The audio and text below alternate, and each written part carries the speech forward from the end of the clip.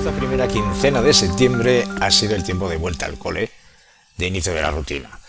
Para muchas personas, enfrentarse de nuevo a la dificultad de conciliar vida laboral y familiar. Gastos de libros, material escolar, de ropa, en algunos coles incluso se mantiene el uniforme.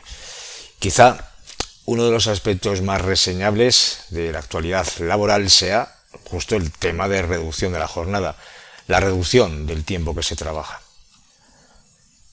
A principios de año, el 2025 de enero concretamente, o sea, ya hace más de 9 meses, arrancó la Mesa de Diálogo Social para la Reducción del Tiempo de Trabajo en España, una propuesta de la que todos teníamos ya noticias mucho antes, hacia octubre de 2023. Hoy todavía sigue todo en el aire. Es importante recordar primero que esta mesa está formada por el Ministerio de Trabajo y Economía Social, la COE, como Confederación Española de Organizaciones Empresariales, CEPIME, Confederación Española de la Pequeña y Mediana Empresa, y por supuesto los sindicatos, comisiones obreras y UGT. La medida fue acordada inicialmente entre PSOE y Sumar, como punto de arranque de un proceso de investidura en el que la vicepresidenta segunda en funciones por aquel entonces, Yolanda Díaz, apostaba, y no es que crea que no siga apostando, por rebajar el tiempo máximo legal establecido, como jornada, para el trabajo por cuenta ajena, ¿no? De hecho, es ya famosa su frase de que este cambio supone ganar tiempo para la vida. Para ganar tiempo para cuidarnos, para ser felices, para ganar tiempo y reducir la jornada laboral sin reducir el salario. En segundo lugar, yo creo que es importante comprender en qué consiste lo que se pretendía entonces y que sigue siendo objeto de debate en esa mesa llena de posturas que siguen siendo enfrentadas, llenas de contradicciones y, en definitiva, de gran tensión, ¿no? Reducir la jornada máxima legal que tenemos fijada actualmente en el Estatuto de los Trabajadores en 40 horas semanales. Y esto sí que es un hito histórico, ya que sabemos que esas 40 horas de máximo están fijadas desde el año 1983, momento en el cual se pasó de 44 a 40 horas. Y momento también importante en el que se ampliaron las vacaciones a 30 días naturales. Es decir, llevamos 41 años que no se ha tocado. Y es evidente que los tiempos han cambiado, que la organización de trabajo, los recursos de los que disponemos, pues son diferentes. Y el contexto sociolaboral no tiene nada que ver con el de los años 80, ¿no? Unas necesidades sociales totalmente diferentes. Entonces, creo que es importante comprender que en qué consiste ese máximo de 40 horas también, ¿no? Y que el cambio es necesario. Esto es un límite de promedio en cómputo anual, lo que equivale actualmente a 1.826 horas y 27 minutos al año, ¿no? Si nos ponemos en plan finos. Es un promedio. Esto significa que puedes trabajar más de 40 horas en una semana y otra semana hacerlo por debajo de esas 40. En definitiva, que lo que tiene que suceder es que no pases de 40 horas de media en el año, porque todo lo que excede de esas 40 son horas extraordinarias. Lo que barajaba entonces el acuerdo inicial era reducir primero esas 40 horas de promedio a 38,5 horas en el año 2024. Ya 37,5 horas finalmente en el 2025. Ese fue el pacto. Ahora bien, bajar esas 40 horas semanales, pues como digo, es una medida que ya desde el inicio pues generó contradicciones entre todos los interlocutores sociales. Y ese posicionamiento pues de cada uno de ellos ha ido provocando que se retrase el acuerdo final.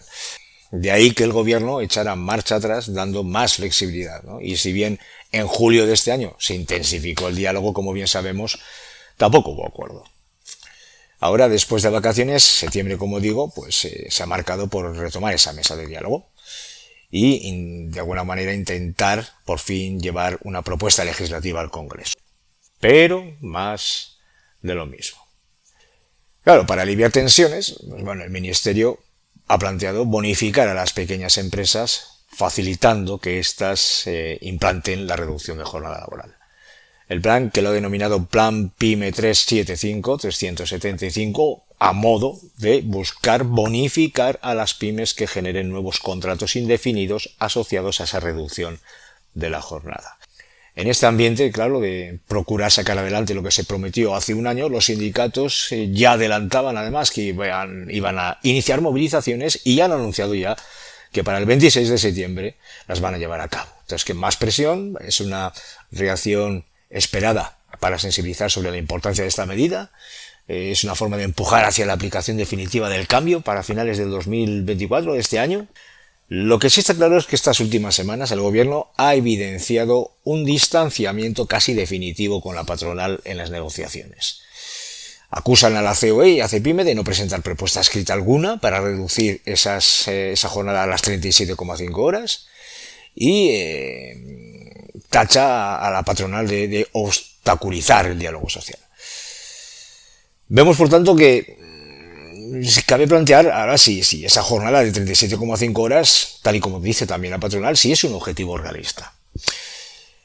En la actualidad, en España se trabajan entre 38,3 y 38,5 horas de media, gracias a la negociación colectiva. Es decir, vía convenios colectivos ya se llevan años reduciendo la jornada. El contexto, pues bueno, ya sabemos que la digitalización de los sistemas de producción provoca también el aumento de la productividad, permite reasignar recursos, reorganizarse y reducir el tiempo de trabajo. Y esto es una realidad, pero no debemos obviar incluso que esto es una media de las 38,3 o 38,5 horas. Hay empresas en las que se trabaja menos de 40 horas, sí, y muchas en las que se cumplen estas jornadas y más incluso. Es un momento, por tanto, de fijar un máximo para todos. Y claro, ¿qué dice la patronal? Pues claramente lo que cualquiera podría imaginar, que no, que esto significa incluso regalar días de vacaciones. Supone, según Antonio Garamendi, que es el presidente de la Confederación Española de Organizaciones Empresariales, regalar unos 12 días de vacaciones. No están de acuerdo. No sé si os dais cuenta que esa decisión, haciendo un cálculo rápido, lo digo para que equivale a regalar casi por decreto, 12 días de vacaciones pagadas al año, pagadas por la empresa. Y por supuesto, si profundizamos más, habría que hablar de cuántas personas estarían afectadas.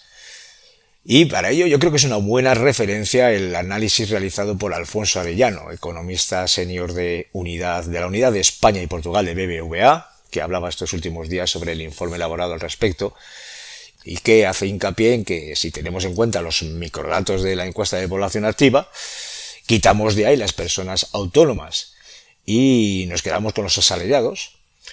Y de estos asalariados, incluso que en realidad hay quienes saben cuántas horas efectivas trabajan y que hay personas que no lo saben, pues que la referencia inicial de partida serían unos 15 millones de personas afectadas. Pero aquí no queda todo claro, porque de esos 15 millones, los que superan 37,5 horas de trabajo son aproximadamente 8 millones de trabajadores y trabajadoras. Si vemos el perfil además de estas personas, pues es de unos 35 a 54 años, con nacionalidad española, sobre todo trabajadores de Cataluña, Madrid, Andalucía, con estudios básicos de educación secundaria obligatoria, del sector privado, concretamente, pues bueno, servicios técnicos y profesionales, con un contrato indefinido y unos 10 años de antigüedad. Y que de este colectivo, gran parte de las personas están en la franja de entre 38,5 horas a 40 horas semanales. Lo que está claro es que desde 2007 se han ido reduciendo horas, estamos hablando de casi un 40% de horas reducidas, y que traducido en horas semanales, estamos hablando de que el exceso de horas trabajadas, por lo menos este último año, ronda los 29 millones de horas semanales. Claro que esto va a tener un impacto en la economía.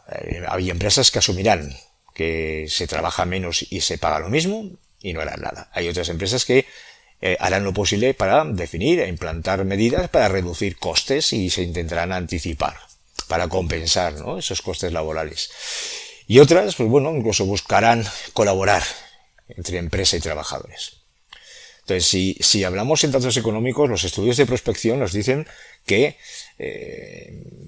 compensar los costes laborales sin hacerlo, sin establecer desde ya medidas a nivel empresarial, estaríamos hablando de que el recorte del tiempo de trabajo supondría unas 6 décimas menos de aportación al Producto Interior Bruto del país y unas 8 décimas al crecimiento del empleo. En definitiva, esta reducción de jornada simboliza un paso más a nivel social, pero no nos tiene que hacer perder de vista la necesidad de mantener el equilibrio entre derechos de los trabajadores y la estabilidad de las empresas. Sobre todo las más pequeñas, que sí que van a tener más costes laborales que afrontar. No olvidemos que nuestro tejido industrial está compuesto alrededor del 90% por pymes. Queda, por tanto, todo esto en manos de una mesa de negociación en la que parece ser que la patronal le exige que se retrase la efectividad de la reducción de la jornada hasta 2026. Bueno, veamos quién mueve ficha ahora.